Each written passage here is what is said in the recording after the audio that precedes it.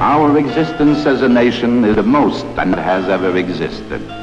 We are British subjects, but we are an autonomous nation. We are divided into provinces. We are divided into races. And out of these confused elements, the man at the head of affairs.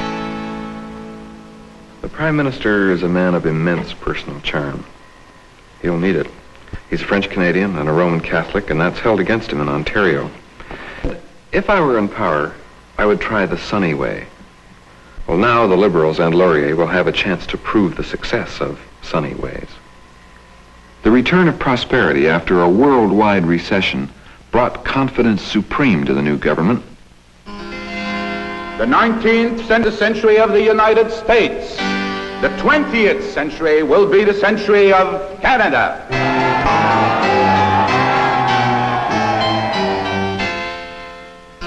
England expected something else. Imperialism is a faith as well as a symbol of England's might, of England's worth, of England's extraordinary mystical destiny, became much more felt than before. The crown was the symbol, and the crown rested on the head of Victoria.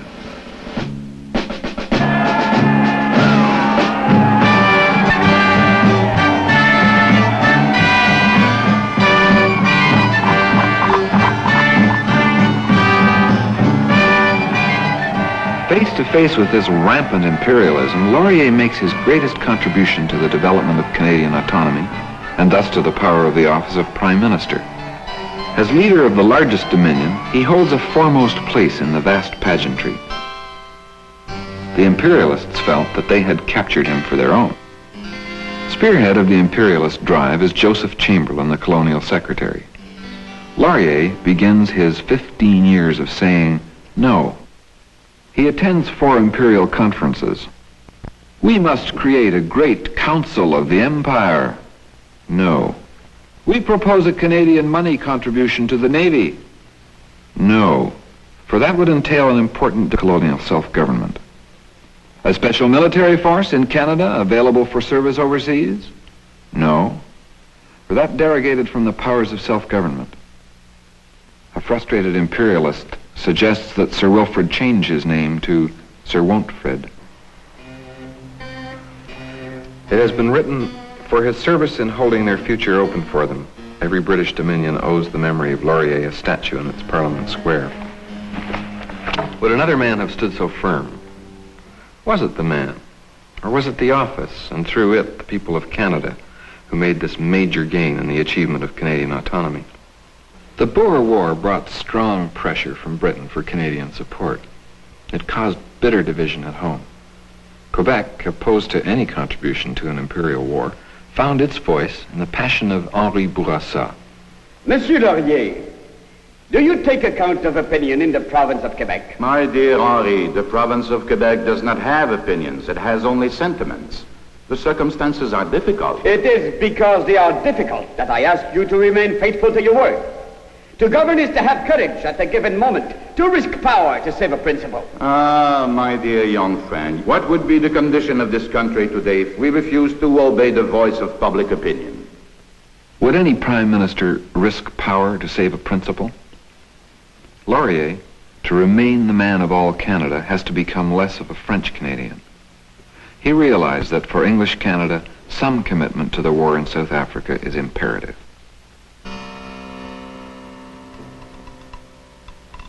Canada sent a token force, a mere 2 contingents of volunteers, which, once landed in South Africa, become the complete responsibility of the British Army.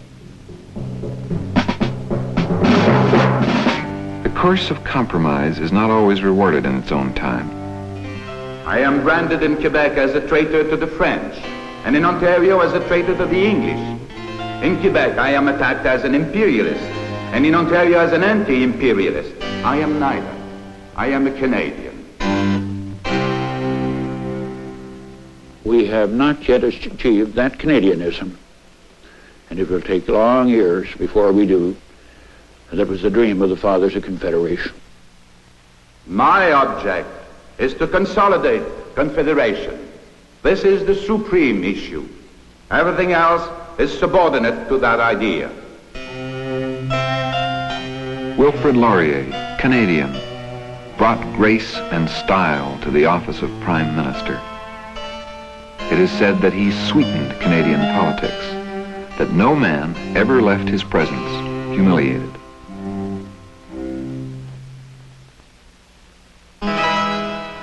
Canada cannot be a hermit nation. Sir Robert Borden was a weighty but not a happy warrior. Waste of time was a burden for him to endure. Like all prime ministers, Borden's days were crammed with meetings, decisions, functions, some important, others routine, all of them demanding. There are too many small things to be done by the Prime Minister. He has the large and comprehensive things today, and to use a colloquialism, he has too many Joe jobs. Traditionally, a Canadian Prime Minister has 2 private secretaries, some stenographers, occasionally a member of Parliament or 2 as personal assistants. And the President of the United States has an estimated staff of 2,000. So with a small staff, but great determination, Borden made his major contribution to Canada's independence, meeting the challenge of the First World War.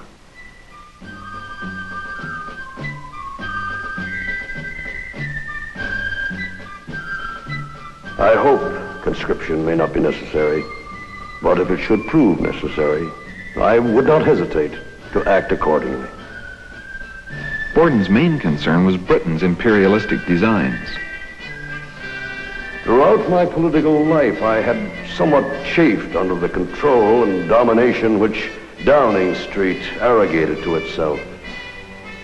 It can hardly be expected that we should put 400,000 or 500,000 men in the field and willingly accept the position of having no more consideration than if we were mere toy automata.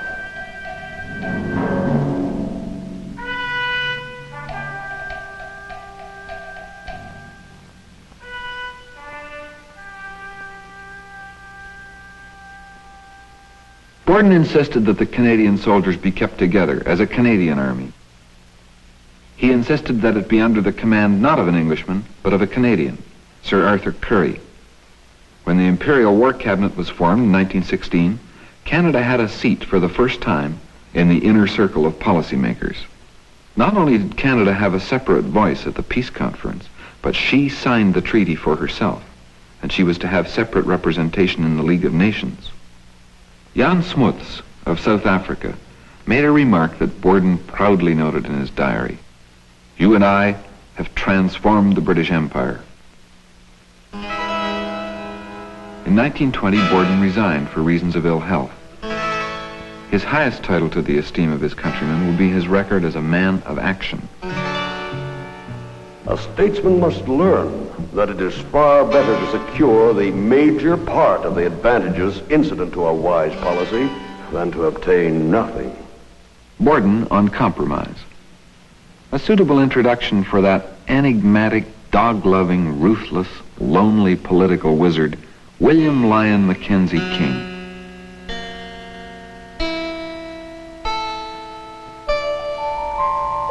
King came to the office in 1921, and he was to weather the political storms for more than 2 decades. His first severe test came with the famous constitutional crisis of 1926. With the exposure of large-scale corruption in the Customs Department, Arthur Meehan is leading the Conservatives in a full-scale denunciation of Mackenzie King's government. King is fighting for his political life. In the early morning of June 25th, King's government suffers 3 defeats at the vote. On the grounds that neither party could secure a stable majority in the House, King advises the Governor-General, Lord Byng, to dissolve Parliament. He's refused.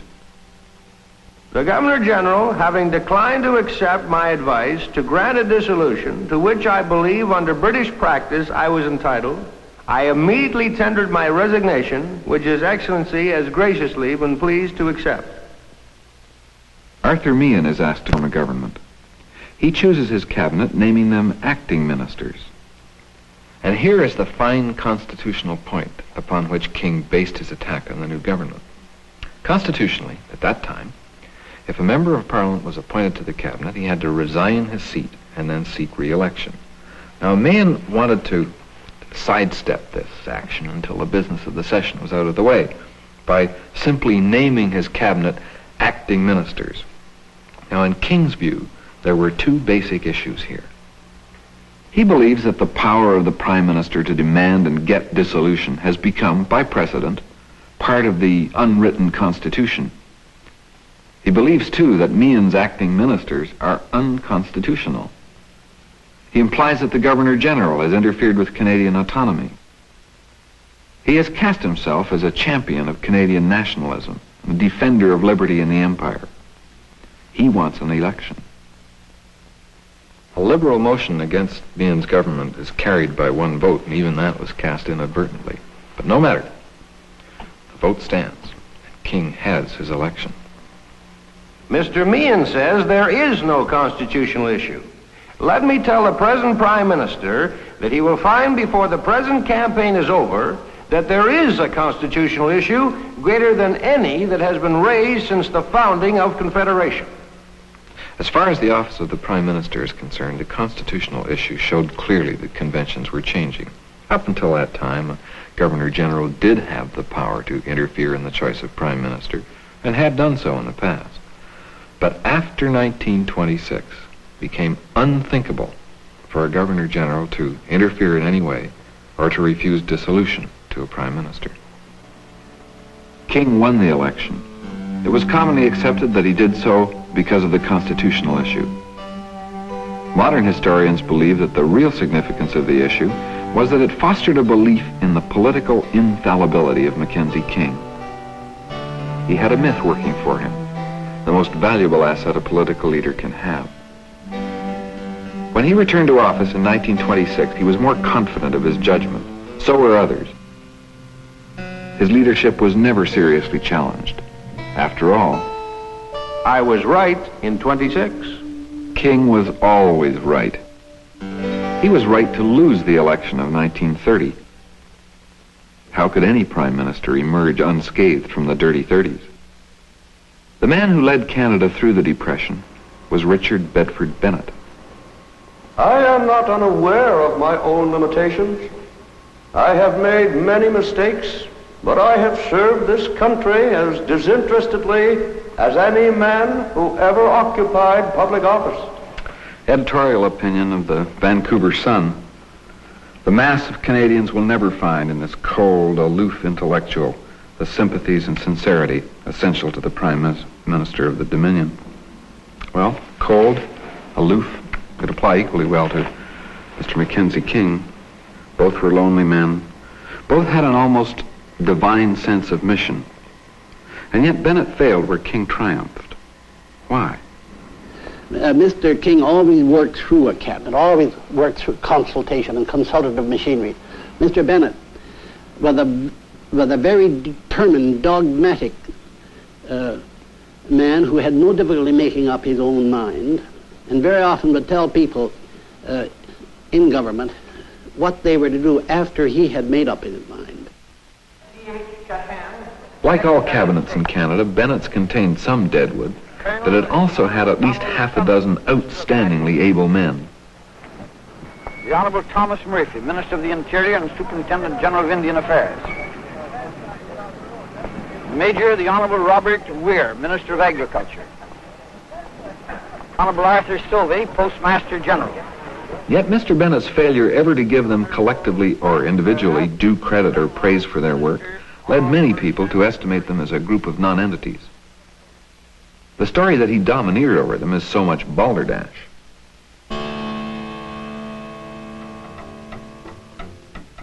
Bennett and his government tried to solve Canada's hardships by traditional policies. They failed.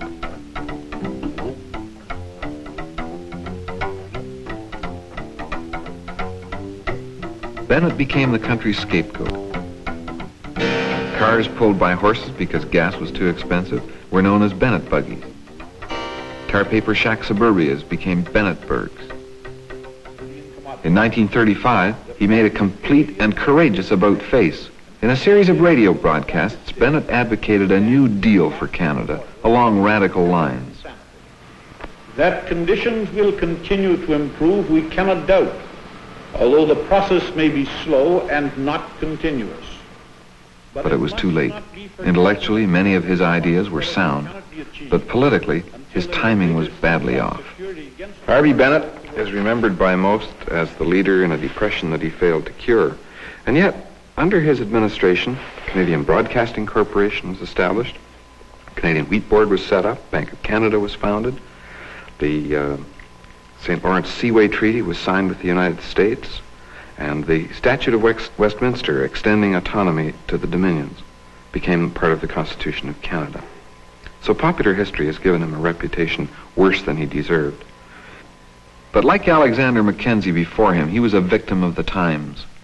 Depression politicians, however talented and industrious, had the odds stacked against them, and after 5 arduous years in office, R.B. Bennett went down to defeat. Mackenzie King came back to power in 1935 to continue as Prime Minister for 13 unbroken years. He led the country successfully through the Second World War and guided it through perhaps the greatest crisis since Confederation. October 1944. Minister of War Ralston reports to the War Committee that immediate reinforcements of 15,000 men are necessary. Ralston demands conscription. The War Committee is split. The cabinet is divided. The government is holding a time bomb that can smash it. A private poll predicts that an anti-conscription government could carry the House by 25 votes if the cabinet is united. But a split government will be defeated. For King, there's only one solution: keep the cabinet together. King decides Ralston must go. On the night of October 31st, a secret meeting takes place at Laurier House between King and General MacNaughton. No cabinet members are informed of King's plan. Ralston will have no warning. This is part of King's strategy to keep the others from resigning. In cabinet the next afternoon, Ralston demands a fixed time limit for the implementation of conscription. 1 hour of discussion ensues. The moment has come. King holds a letter in his hand. In view of Mr. Ralston's attitude, there seems to be no chance of agreement in cabinet. Therefore, I accept his resignation, which he submitted to me in 1942. General MacNaughton will be appointed Minister of the Army in his place.